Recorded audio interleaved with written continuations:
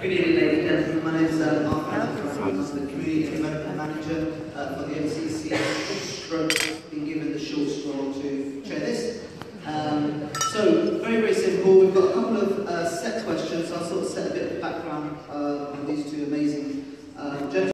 I'm going to give the mic to Jason. Jason, wherever you are, wave. Oh, not Jason, sorry, Simon. And Simon will walk around with the mic to take open questions. Right, just to set the tone, and I think we've got a lot of cricket fans here, but we may have some who are quite not as familiar to what these two wonderful gentlemen have achieved in the game. And the word, I think, legend was used by Andy, and I think it's a relative word. On my left, Mr. Gatting has played 79 test matches for England, scoring a little over 4,400 runs. And on my right, we have Mike Brearly, who has played 39 test matches and scored over 1,400 runs. I think what's very interesting about Mike Brearly's stats is he was captain of England at a very late age. He captained 31 test matches, of which he won 17. We'll probably go in a bit more detail. Both gentlemen also captained Middlesex on this sacred surface behind us. And I suppose the first question for you gentlemen, we go to the game first. We're at Lords, the home of cricket. Show us how it felt playing on this sacred surface. Felt hard. Well, look, as a very young man coming through there at sort of about 15, the first thing that happened was I turned up at the gate with my little cricket bag and they wouldn't let me in. So that's my first impression. Fortunately, it's changed a bit from there on in. But, you know, coming into somewhere like this, and I just lived down the road at a place called Wilston, which is about 4 or 5 miles away from here. And Wembley was actually 4 or 5 miles the other way, funnily enough. And I was just in awe of both of them. And I probably went to Wembley more than I did come to the Lords here. But then to have the opportunity to play here was just incredible. We're in the long room now. I mean, you know, we're talking, you can hear the acoustics in here. And one of the amazing things for me when I played one of my first matches at sort of 18, and it was against the minor county, I must admit, but we walked out here and there's quite a few members in here, probably a few more than I get played. The round of applause I got coming through there, I've never heard anything like it. You can imagine 3 times as many people in here all clapping. I was frightened to death. And I'm walking down here and I'm going to walk out there, and there were quite a few members sitting down out there as well. And they started clapping too. And I thought, what if I get looked? I did it in other games and came back and they weren't all as noisy when I came back in. It was just a wonderful feeling to actually, as a youngster, to understand this is what people wanted to do. And I got to learn in the end, because of being here for many years, what it meant, not just to me, but to other people who know this is the home of cricket, and the amount of international cricketers that come through here who are desperate to play at Lords. And you know what, every time they come here, they play that 1 or 2% better. And so every time you play here, even when you play county cricket, everybody wanted to do well at Lords, and you have to be that little bit better too. But to come in here, I still do to this day, and you can say, well, how many years have you been here? Well, I've been in and out of this place for the best part of 45 years. And it's just been incredible, and it never gets boring. There's always something going on, and there always is that awe about thinking about the days you walk through here, winning cup finals. And it actually will be very back to recently, because Middlesex won the championship. We never won a championship in the Southern careers. We won a few times, but never in England. So we never actually got to do what the guys did up there. And to see all the supporters outside, you know, cheering and clapping and people enjoying themselves. But I have to say, on a test match day here in England, Australia, walking down there is just like another feeling in the world. It does frighten me to death to start with, but as I said to other people, mate, they're all on your side, just think they didn't want you to do well what they did. I always try and look a bit like that when I walked out, when I had a bit more experience, but before that, it was very frightening. I'm going to pass the same question to you, Mike. Well, I'd say some of the same things. I'll just say something about the actual crowd. it's a slope. I think it's either 7 or 9 feet from that end to this, the drop, which is a lot. If you had a real thunderstorm, a huge storm, you get a leg down the bottom there. And the covers occasionally would float off down the slope, and end up in front of the tavern. So that's quite a feature of the cricket ground. It's one of the nice things about cricket, is that you can have odd-shaped grounds, you can have slope grounds. It's not too stereotyped what you play. When I first played here, you would also get, in some circumstances, you get 2 small legs down the pitch, which showed the ridge batting at the far end. And the MCC's official attitude was the Lord's ridge does not exist. Rather like the United States about China. Red China does not exist. Anyway, no, it's a wonderful place to play. Everyone says that. And we got used to it, of course, Gatting. We came home, but it was still a great pleasure. Do you want to move it on to the private service in Bangladesh? Apologies to bring this up. Well, that's something worse to say, but you were the misfortunate man to face Shane Warne's ball of the century. But actually, in all fairness, it's fair to say you're respected one of the best England players of spin. And I suppose one a real tough series going into India, which will be naturally even tougher. What advice could you give the current team?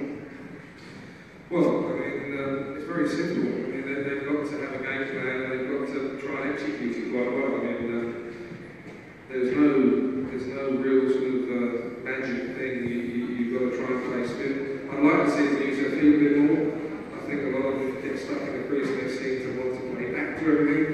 And I just think the occasional shimmy down the wicket will try and put the guys off their end. And I just think they've got to be positive. I think the reason Ben Stokes was successful because he had a bit of a game plan on what he wanted to do, and he stuck to it. And he certainly in that first test match he did really well. But again, you've got to have a game plan. Mine was trying it up down the wicket, I swept a lot.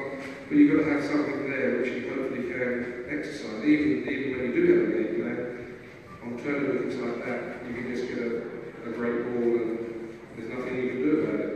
A bit like what I see at Old Trafford, there's times you just can't do anything about it. But, no, I think they've got to stay positive. I think they've got to be positive when they play that, and they've got to be, let's say, organised in what they do. Rotation of the strike, which when partnerships come up, they do quite well. But I think it's fantastic that Bangladesh on a test match. I think it's great for cricket, and I think that that would give the whole country a huge boost, and hopefully it would encourage everybody in Bangladesh to play some more cricket. Get the kids off the streets playing a game of cricket because they want to play at that stadium now that England lost the test match to Bangladesh. And as I say, hopefully there'll be many more young kids wanting to play the game. I know it's only a game in Bangladesh, but like anything, there's these iPads and these other games. But as I say, cricket is great, and that will do huge amounts for Bangladesh. Mike, my final question before I go to the platform, and I'm fully aware we've got some ECB senior members of staff here, so we won't get too controversial, but this new proposed T20 franchise, is it good for the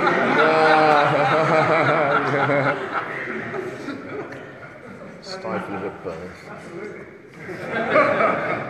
I think it is good for the game. I think what I'm not so sure about is having 2 T20 competitions in the same country in the same consecutive months in the height of the season. It may be that that's the only way you can do it, is to get the support of the counties. I can see it's an extremely difficult problem. I think the T20's been to the advantage of cricket so far. There's a risk it might not be in the long run, but that's up to people who are involved in the game to stop that happening, stop it going wrong. In other words, to stop it pushing out too far what we all think of, most of us think of as the pinnacle of the game, which is Test cricket and 4-day cricket. And you saw how, to go back to Gatting and Middlesex, you saw what the Middlesex players felt about winning the championship. That was the thing they'd been working at all year. It was more important than anything else. They was for us when we played, and it has been for 100 and something years, and I hope it still is. Brilliant. I'm now going to give the mic over, and please just put your hands up as high as possible. Excellent. I'll let you talk. You both share the distinction of having run an Ashes tour to Australia, which I think is a whole captaincy, which we've got access to more in Australia. And we have an Ashes tour coming up in 2017-18, I think. Two bowlers we relied on, Broad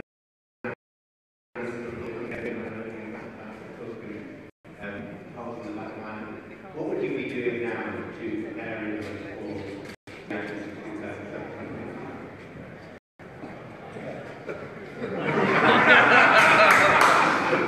Look, I think you'll find that, and I'm not trying to avoid this question, there's a huge trick coming with you, and I'm sure that you can understand.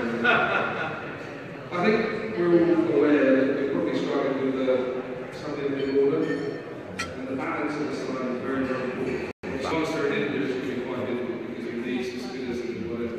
Australia is slightly more straightforward. In fact, you'll need the seamers. Wokesey's come on, obviously, well, you've got Stokes, you've got Broad, you've got Anderson, and then you've got any more that are in and around that sort of area that you can pick. I mean, you've got some variety in left armers and Willie, you've got the last one still. But, you know, if you're looking at the England team, I wouldn't worry too much about Paul Manners, they've got plenty of support in and around that area, so they're very impressive bowlers. Our problem, I think, you quite rightly said, opener is order, very important. Two players we need to have to make ourselves, what I'd say, a very, very good side, as well as perhaps maybe a decent spinner who can do a job with them. So, those are the two conundrums for me, really, is the opener and the number 4 or 5. Whichever it might be. They're talking about Butler at the moment, I'm not quite sure. But, you know, it's one of those things, I think for our balance and kind of just run out and thought of it. They're pretty well organised for 17-18. Maybe 19 when they come here is where some things will have to go on. Yeah. As a cricket nut, it's a great pleasure to see two England captains here, and especially to see Mike Brearly looking scarcely older than he did back in.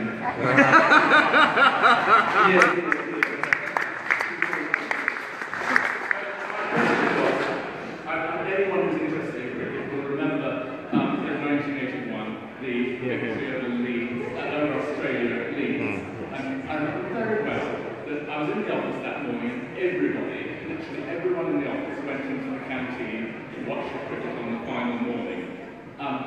That was Test cricket, it's a fantastic game, but cricket has changed enormously, and we've seen huge sums of money come into the Indian Premier League and particularly into 2020 cricket. And crowds are undoubtedly falling off for all Test cricket except England and Australia. What future do you think there is for 5-day cricket? We've got to fight for it. Yeah. It's not quite true. I mean, England's home Test matches are well attended. We'll get full ground here for 3 or 4 days. Some terrific Test matches recently. New Zealand the year before last were wonderful. Pakistan were fantastic this year. And they were great series.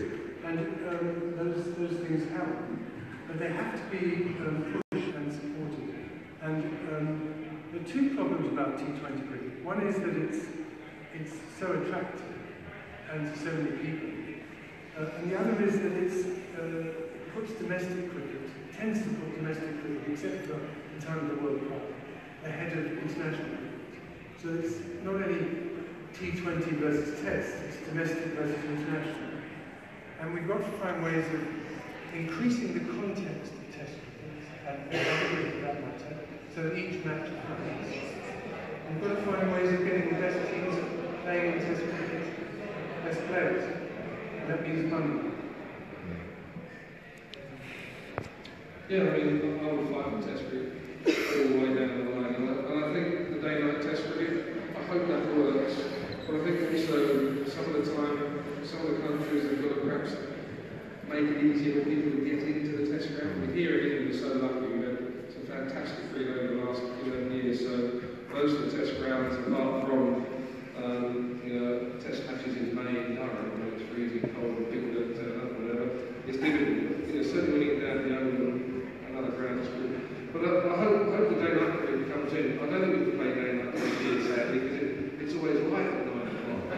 At least in Australia or India or something like that they can play. I hope, a certain place like India where you really need to encourage it, because that's really where the population is, and Sri Lanka, all those places that play day-night cricket. I think that might just help rejuvenate it a little bit. But we must fight for the ICC are going to fight for it, because, to me, to become a great T20 player, you've got to start somewhere else, and that place of point of origin is Test match cricket. How did Gale become a famous cricketer? He played Test cricket for West Indies. The same with everybody that plays. You need to get a name first before you go and play T20. I don't think I can see the time where somebody's going to come straight out of nowhere and be an average T20 player, make a few here and there. But, is that what you want to be? Cricket's a bit more about cricket, Test cricket, the way it ebbs and flows. Somebody said to me the other day, Test cricket is like a book. You can put it down, pick it up again, and still get straight into it. And it's good. It really is. And we have to fight for Test cricket over here. So I do hope we fight for it. It's up to the ICC. I think we keep supporting it and keep pushing forward. But we've got 3 good competitions: T20, 50 over, 5-day Test cricket. Before I ask my question, point to Mike Brearly is that he and I share the same birthday, although I think they're 1 or 2 years between us two. The question I was going to ask both of you was, you've spoken about playing test matches in front of a full house at Lord's. How easy is it to feel motivated and get the Middlesex team motivated when you're playing in front of mainly empty stands, apart from the Yorkshire game at the end of this season? I personally think it's very surprisingly little different. Yeah. You're playing a contest, you're involved against very good players, yeah. They're trying their hardest, you're trying your... And you want to do well, you want to win, you want to score runs, you want to get wickets, you want to get catches, and you want to... And it just seems to be, it's a contest first, and a spectacle second. Yeah. Yeah, I agree with that. It's up to the players. I mean, when you play professional sport, there is a great deal of, desire, hopefully, to play and win. Yeah. And I think that, just playing out there, it's still Lord's. Right. And the stands are still there, the brilliant's still here, and you know that people are coming here and you try and a bit harder. I know our team was a very talented team, but we didn't like losing it. They're not very tough individuals with different sort of characters. People are very tough for themselves. Turf or grass. He said, "Yeah, let's go past the turf." Anyway, so it's about the players. It's not about the ground there. I think it's about the players. You go down sadly to India and you don't get the crowds in the test. That's true. Yeah. You're still representing the country. Yeah. And hopefully those guys have got the pride and desire to go out there and perform. Yeah. And if they haven't, then they should be there. Yeah. Come on. Thanks. Final question as we are running out of time. Again, back to your question, I'm afraid. I remember my first game of cricket, I played with a stick, literally, and then I had a go with a maestro. Now, ICC and leveling with the size of the bat, is that too far? Surely if you can pick it up, you can use it. Why limit the size? Barry Richards used to smash it every day. He did, I think that.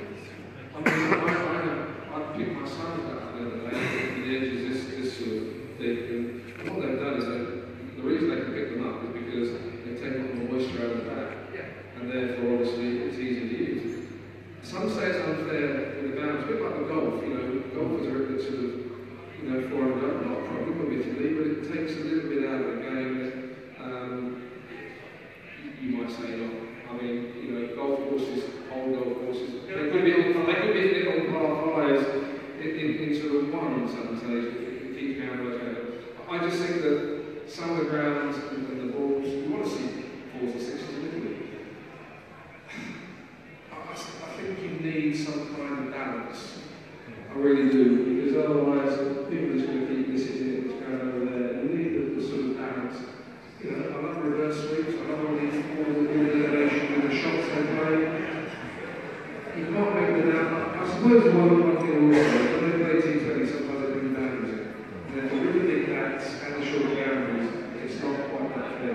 When you see Chris Bale hitting it sort of out on the ground, literally, that's not a problem. Sometimes it's a bit unfair, I think, if it gets too thick. You've got to try and keep that balance between that and the... I've actually seen Chris Bale's bats, and I use them like a car, it's very good. And they're tiny, they're not as big as a lot of the retail stuff. Yeah, stuff in retail is massive. The actual bats of those guys who get workshops, they're not that big. It's quite strong, isn't it? Ladies and gentlemen, final question. We have 200 plus sleepers enjoying the hospitality of the Manstand tonight. Many of them haven't met each other before, and you shared wonderful changing cricketers in the past. What is your final piece of advice before reality kicks in? Make sure you go to a wee before you